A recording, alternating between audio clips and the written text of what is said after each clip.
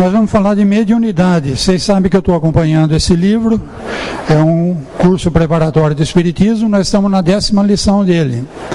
Mediunidade. Noções sobre mediunidade. Não vou conseguir dar uma aula para vocês porque é um assunto que não é muito dominado não, tá? Até bem pouco tempo atrás, mediunidade era tratado com muito preconceito, era coisa de bruxos, era proibido. Então começou-se a estudar a mediunidade a partir de Kardec mesmo, tá? As religiões africanas e outras religiões sempre tiveram médiuns. E o próprio catolicismo sempre teve médium. Os judeus tinham médium. Tanto é que Moisés proibiu a consulta aos espíritos, porque estava sendo usado de uma forma abusiva. Mediunidade é a faculdade ou aptidão que possuem certos indivíduos, denominado médium, que serve de intermediário entre o mundo físico e o mundo espiritual. Mundo físico, mundo espiritual. Mundo físico, normal, é tudo que está aqui na terceira dimensão.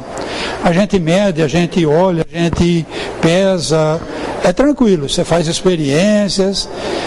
Agora o mundo espiritual, ele está numa outra dimensão. Quem lê os livros espíritas fala que acima não quer dizer em cima, tá? Por exemplo, na região do Rio de Janeiro tem uma cidade espiritual chamada Nosso Lar. Nessa cidade espiritual tem prédios, tem rio, tem plantações, tem um monte de... tudo funciona. Se ela estivesse em cima do Rio de Janeiro, a água do rio provavelmente desceria e choveria tudo. Como é que ia ter rio acima? Então, quando fala acima, é numa vibração acima. Nós estamos na 4ª dimensão. Essa cidade espiritual está na 4ª dimensão, tá? E tem outras coisas na 4ª dimensão também, inclusive extraterrestres. Então o homem procura fotografar, procura pelo menos um parafusinho de uma nave e não encontra nada. Por quê? Porque não é da nossa dimensão. Se eles quiserem que a gente veja, eles conseguem se materializar. Se os espíritos quiserem que a gente veja, eles conseguem se materializar. Isso em espiritismo a gente chama de agênere. Agênere é um espírito que ele não nasceu. Agênere quer dizer não nasceu. Ele se materializou, encontrou fulano que ele estava procurando, deu o recado, quando o fulano foi olhar de novo, cadê? Ele só veio fazer aquilo, ele não é daqui, entendeu? É um agênere. Então existe uma dimensão paralela que a gente costuma dizer acima. O médium, então, é aquele que consegue se comunicar com essa dimensão espiritual. A mediunidade é inerente ao organismo. Como a visão, a audição e a fala, daí qualquer um pode ser dotado dessa faculdade. Visão, por exemplo. Como funciona a nossa visão? Aquela lâmpada está ligada. A lâmpada está emitindo luz. Se eu apagar a lâmpada, ninguém vai enxergar nada. Então eu preciso ter uma fonte de luz. A nossa fonte de luz é aquela lâmpada. A lâmpada desceu, bateu na camisa do seu Toninho. O que era escuro, ele absorveu, a camisa absorveu. O que era clarinho, a camisa rebateu. Então, a luz da lâmpada que refletiu no seu Toninho, entrou no meu globo ocular. Meu globo ocular tem um conjunto de lentes que eu aprendi a focar na retina, que é um aparelho que tem lá no fundo do meu olho. Essa luz que entrou, passou pela lente e bateu na retina ela vai ser transformada em sinal digital. E pelos nervos ópticos, que são fios elétricos, ela vai ser transmitida ao cérebro. O cérebro é a principal ligação minha com o corpo espiritual. Eu estou célula a célula ligado ao meu corpo espiritual. Você se lembra que ele falou ali que o espírito tem um corpo espiritual ligado célula a célula no corpo físico. Então, a minha inteligência, ela não está no cérebro. O cérebro é a principal fonte de ligação do meu corpo físico com o meu corpo espiritual, que é onde está a inteligência. Dentro do corpo espiritual, no danado do espírito. Então, quem enxerga no final das contas é o espírito. Então, se eu receber a luz, não souber trabalhar as lentes, vai sair borrado, não vou enxergar direito. Se eu conseguir localizar as lentes, mandei o sinal, transformei em sinal digital, chegou lá no espírito, mas o espírito não souber reconhecer, eu vou ver, mas não vou enxergar. Dizem que quando os indígenas brasileiros receberam os portugueses no litoral, as caravelas iam chegando e eles não se tocaram. Eles nunca tinham visto caravela e estrangeiro chegar pelo mar. Eles só se tocaram quando os portugueses desceram e estavam na praia junto deles, porque nunca ninguém tinha chegado de caravela pelo mar. Então eles não estavam ainda preparados para enxergar. Por que eu falei isso? Por causa da mediunidade. Tem um médico brasileiro, o Dr. Sérgio Felipe de Oliveira, professor de medicina, mas como ele é um médico, ele fez dissecação de cadáveres e ele estudou muito uma tal de glândula pineal que nós temos na direção do terceiro olho, nessa direção, lá dentro do cérebro lá. Essa glândula pineal, porque ela parece uma pinhazinha. Quando a pessoa nasce, essa glândula está muito ativa e ela até os 7 anos ela não deixa a criança ter um monte de percepções que ela vai passar a ter a partir dos 7 anos. Ela é a criança mais ou menos poupada de um monte de coisa até a formação dela com os 7 anos. Inclusive a parte sexual, tá? Bom, a partir dos 7 anos de idade, achava-se que a glândula pineal não servia para nada. Mas com esses estudos todos, descobriu-se que essa glândula tem cristais de hepatita, ema ou epa, uma coisa assim, tá, hepatita. Esses cristais, então, todo mundo tem. Uns têm mais, outros têm menos, os cristais são de um jeito, são de outro, eles estão estudando, e esse estudo deles está sendo reconhecido nas publicações científicas do mundo todo. Bom, parece que essa glândula pineal, não está tudo muito provado ainda, está em estudo, é o nosso órgão de recepção do que acontece na 4ª dimensão. Então é o nosso órgão mediúnico. Então, assim como o olho, que eu dei o exemplo, mandou lá para o espírito poder ver, porque é o espírito que vê, o espírito que sente, é o espírito que emociona, tudo é espírito, tá? O corpo físico, o corpo espiritual são ferramentas que o espírito usa para se manifestar nesse planeta aqui. Em outro planeta é diferente, aqui é assim. Tá?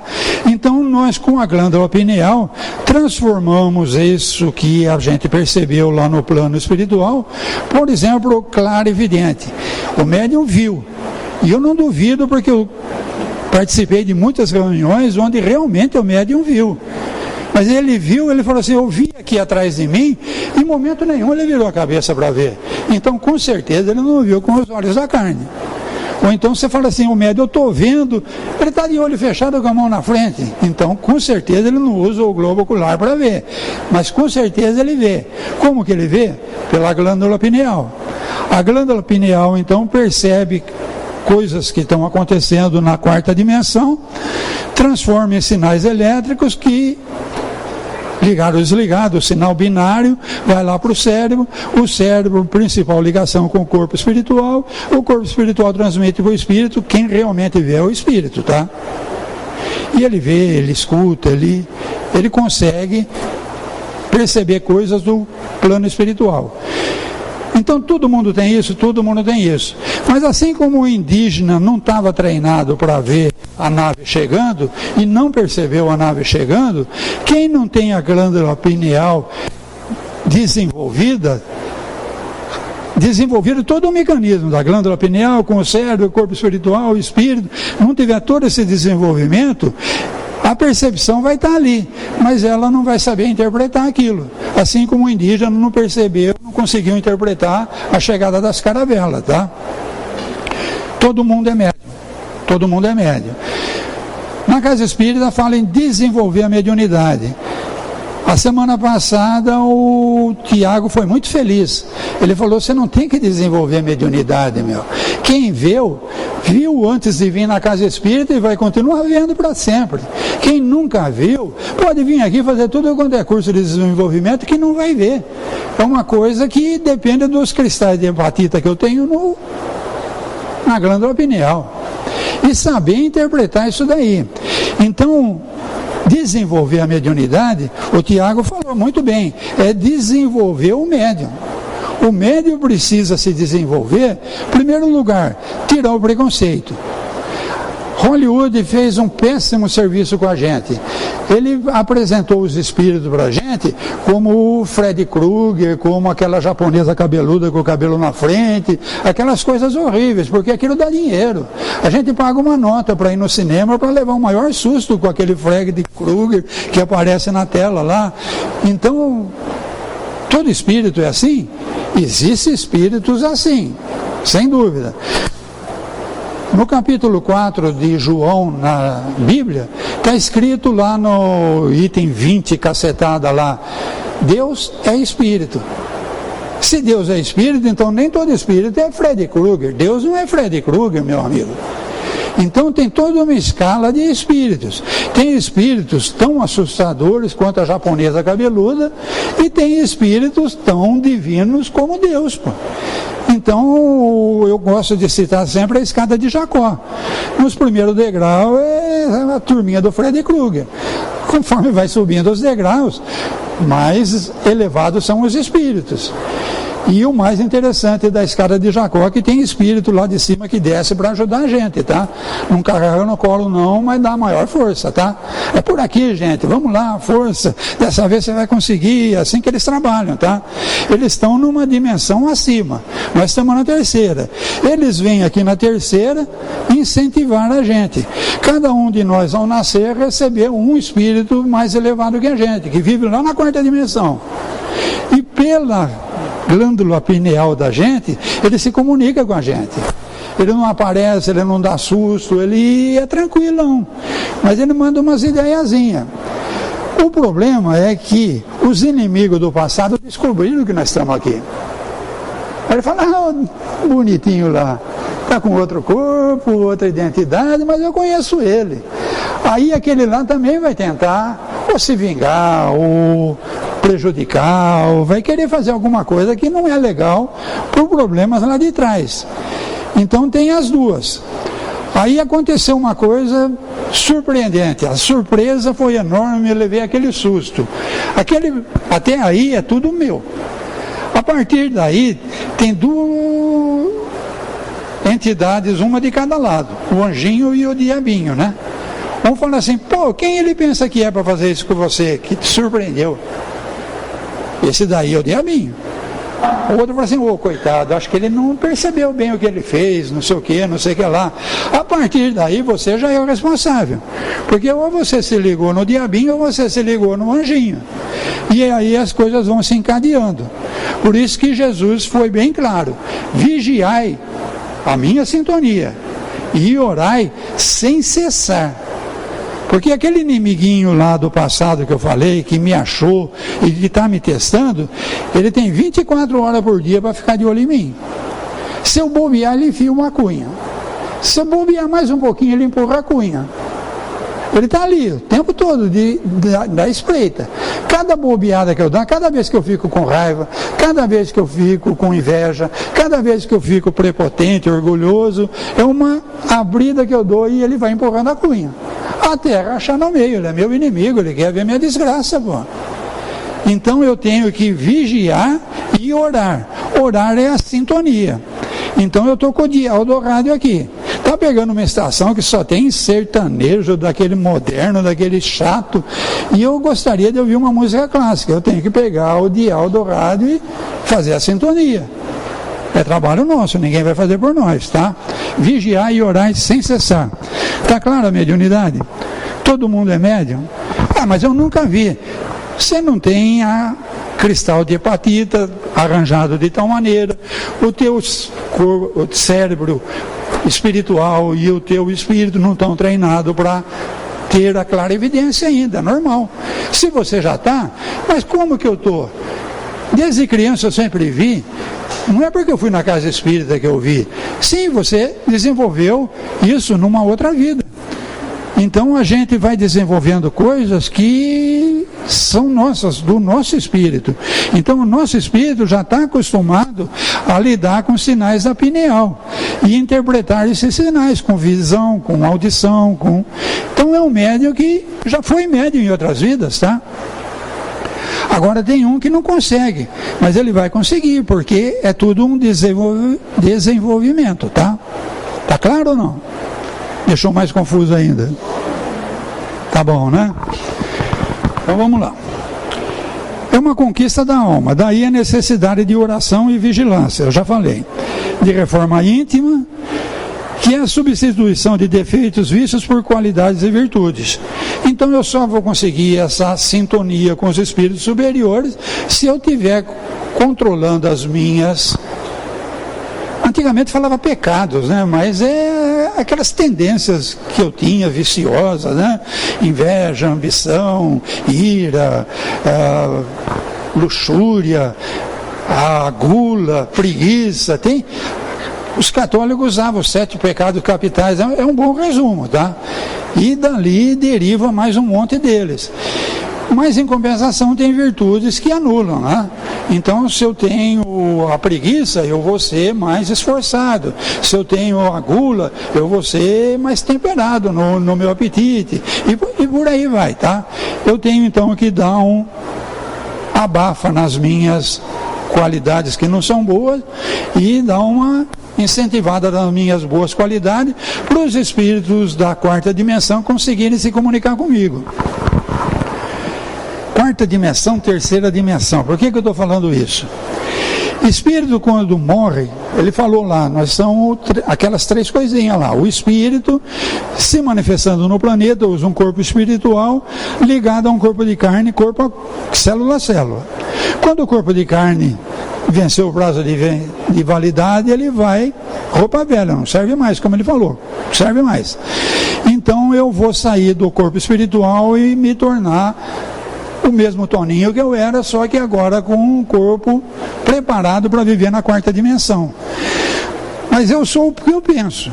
Se o meu pensamento é só a 3ª dimensão, as minhas posses, as minhas propriedades, a minha família, o eu sou isso, a cor da minha pele, eu sou não sei isso, eu sou não sei aquilo, o egocentrismo for muito grande, eu saí do corpo de carne, mas eu não saí da 3ª dimensão.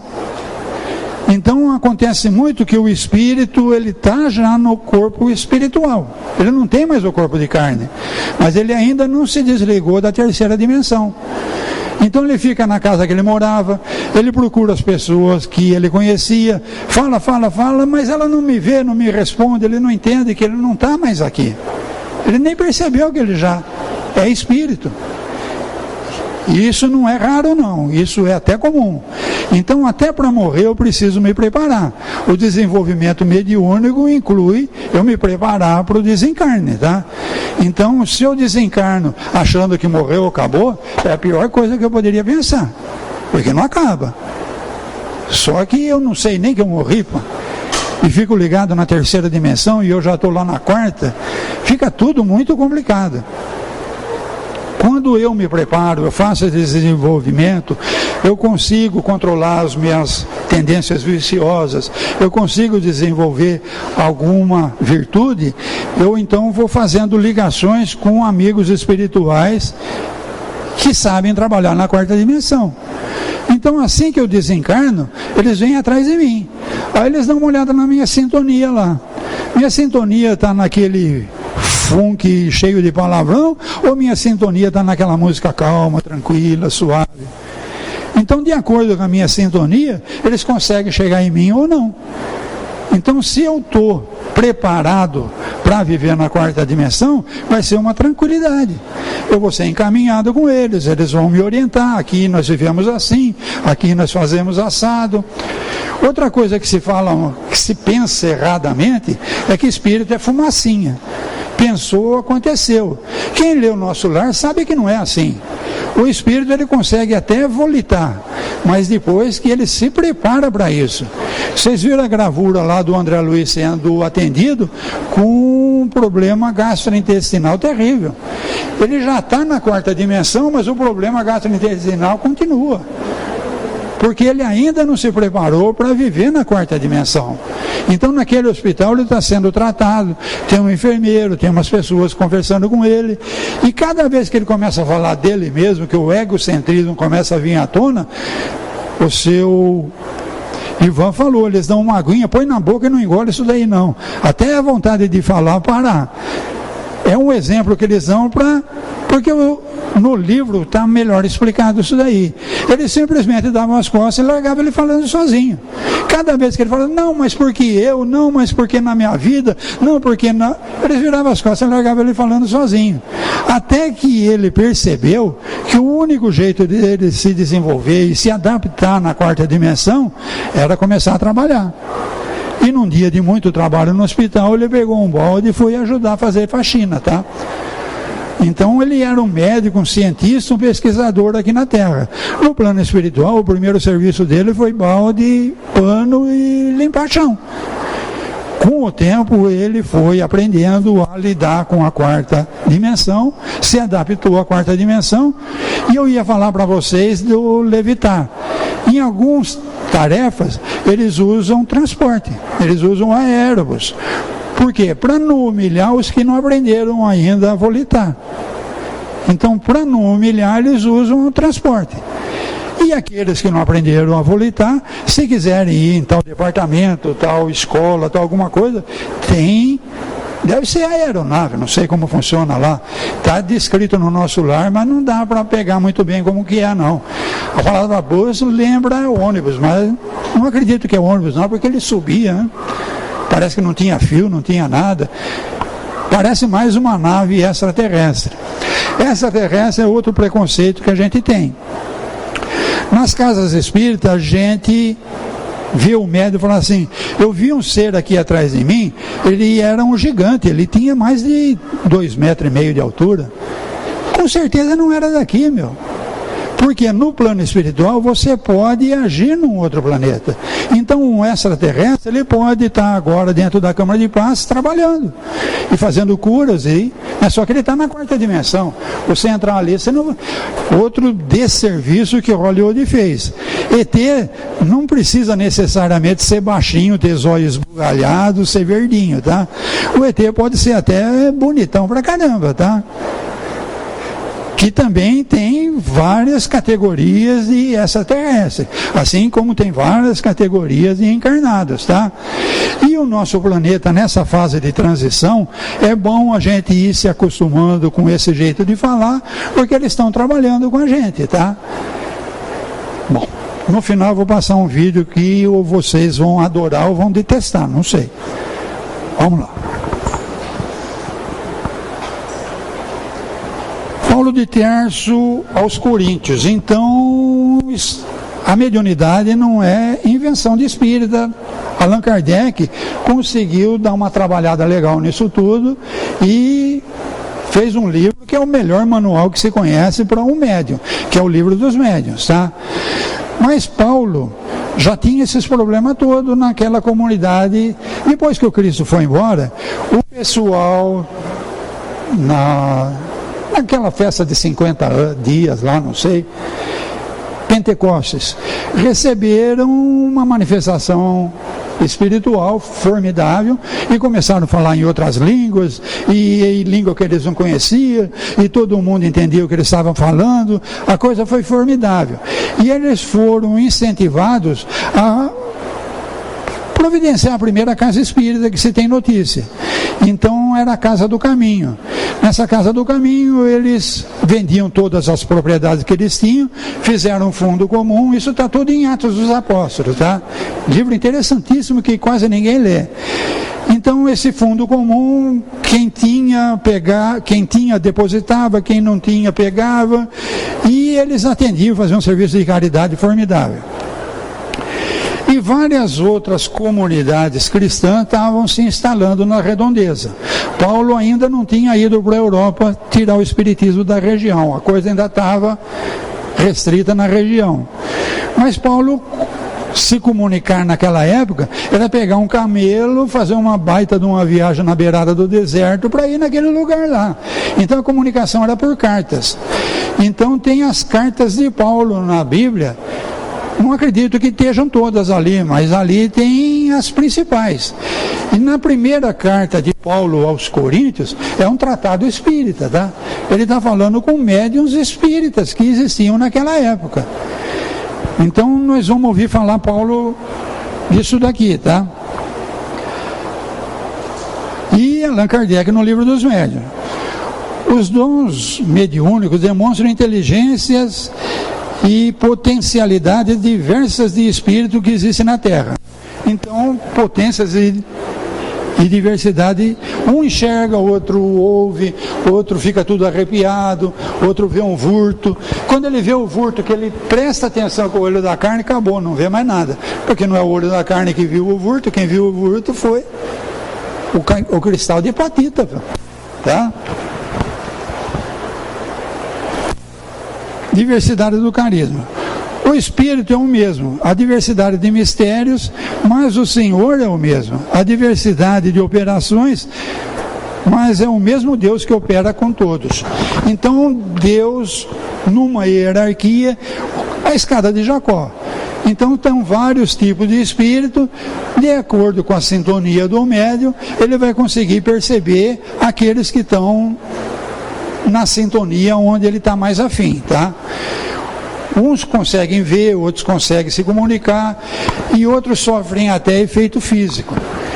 Espírito não consegue atuar na terceira dimensão, mas o espírito consegue usar fluidos de um médium doador de fluidos, e aí tem toda uma engenharia que a turma da pesada, que não é muito boazinha, consegue fazer, usando esses fluidos, efeito de terceira dimensão, e dá rasteira num, e empurra o outro, e faz maldades mesmo, tá? Então é muito importante eu estar com a minha sintonia afiada com o pessoal que está lá nos degraus mais acima, tá? O pessoal dos degraus aqui de baixo, eles são da pesada, tá? E não quer dizer que eles não tenham conhecimento e não tenham poderes. Eu respeito, tudo bem, fica na tua aí, mas meu negócio é lá, tá? Afinar a sintonia. Todas as formas de mediunidade são necessárias. Nenhuma faculdade é superior ou inferior a outra. São todos indispensáveis ao bom andamento dos trabalhos, até as mais humildes tarefas. Aqui então ele já está falando de trabalho. Como ele está falando lá com o pessoal de Coríntios, ele está falando que o pessoal tem que usar essa mediunidade, não é para adivinhar com quem que ele vai casar, se ele vai conseguir um emprego, se ele vai conseguir a mulher do outro, a propriedade do outro, a mula do outro. Na Bíblia a gente via que eles cobiçavam muito, entendeu? Então eles arrumavam trabalhos de magia que tem até hoje. Esses trabalhos de magia, que tipo de espírito vai se... Eu sou médium, eu quero fazer um trabalho para desmanchar um casamento porque eu estou interessado na mulher do cara lá. Que espírito que vai atender o meu pedido? Espírito da pior categoria. Eles conseguem? Depende do marido da fulana lá. Se ele não vigiar, ele der abertura, eles vão enfiando a cunha até rachar no meio. Se ele estiver vigilante e orando, eles não conseguem. Mas é muito difícil a gente se manter o tempo todo vigilante e orando. Vigiar e orar sem cessar. Então eu posso conseguir. Se eu conseguir, olha o débito que eu adquiri com o cara que fez o trabalho. Eu sou escravo dele pro resto da eternidade, cara. A hora que eu desencarnar, ô bonitinho, quando você estava encarnado, você usou meu serviço, né? Vamos lá agora que você é da minha turma, pô. Então, mais um problema de afinar a sintonia, tá? Da mediunidade. Mediunidade todo mundo tem. Como é que eu vou usar? Então ele fala de trabalho. Trabalho, curar quem está doente.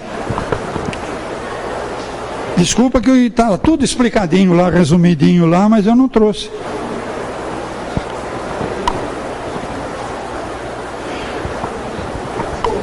Achei.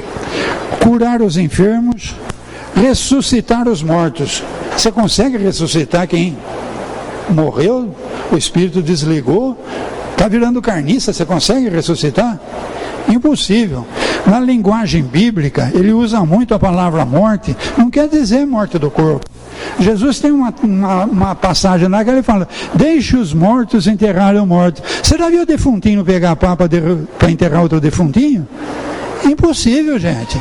Então, na linguagem bíblica, quando ele fala deixa os mortos, ressuscitar os mortos, ele está falando daquele que morreu espiritualmente. Eu não quero mais saber de nada, eu sou da pesada mesmo, eu enjoei disso tudo. Morreu, suicidou, morreu, sei lá. Espiritualmente ele está morto. Dá para ressuscitar? Dá. As mães sabem fazer isso muito bem. Aquele filho rebelde que só dá trabalho, a mãe vai: meu filho, dá aquele colinho, dá aquele carinho, acaba. Nem que for quando ele tiver 40, 50 anos, a mãe faz ele pensar na vida e dá um jeitinho, tá? Coração de mãe é excelente, muito bem treinado em desenvolvimento espiritual, tá? Ressuscita morto, tá? Curai os leprosos, na época a doença terrível era a lepra, né? Expelir os demônios. Demônio, então, não é aquele do chifrinho que Hollywood ensinou pra gente, tá? Demônio é aquele espírito que tem dívida com a gente lá de trás. Provavelmente eu fui o culpado daquela encrenca toda, me arrependi, pedi, estou na carne. E ele achou eu. Então ele é demônio, ele está querendo fazer o mal.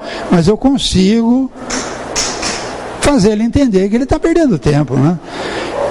Eu me arrependi, já estou num corpo novo, com decapado, memória zerada, e ele está lá ainda ligado naquilo que aconteceu há 200 anos atrás, parou no... Ele está na quarta dimensão, lá não tem tempo e espaço, tá? Lá é tudo diferente, tá? Mas ele está lá, e a gente pode ajudá-lo, vigiando o que está acontecendo comigo e orando, inclusive, por esse meu inimigo, por esse demônio. Dai de graça o que de graça recebesse. Se ele está falando então para o pessoal de Corinto, porque Bom, vamos lá. Ai de vós, escribas e fariseus hipócritas. Olha como Jesus tratava o maioral da religião dele. Jesus era judeu, escribas e fariseus era o pessoal encarregado das coisas do judaísmo. Então, eles que cuidavam das leis, eles que cuidavam das orações, da sinagoga, do templo. E Jesus chamava simplesmente eles de hipócrita. Por que devorais as casas das viúvas, com pretextos de longas orações? Por isso sofrereis um juízo muito rigoroso. Então, você não pode usar esses dons mediúnicos para obter benesses para você, porque isso daí não é seu. Se é mediúnico, você recebeu de alguém, e você não pode usar isso para benefício próprio, tá? Que era o que a judeusada fazia. Eles faziam, tinha todo um ritual, quando morria o homem da casa, então tinha todo um ritual de fazer orações e era tudo pago, né? Então, enquanto não acabasse o dinheiro daquela viúva, não acabavam as orações, as cultos, um monte de coisa para os filhos dela, para ela conseguir receber alguma coisinha dava trabalho, tá?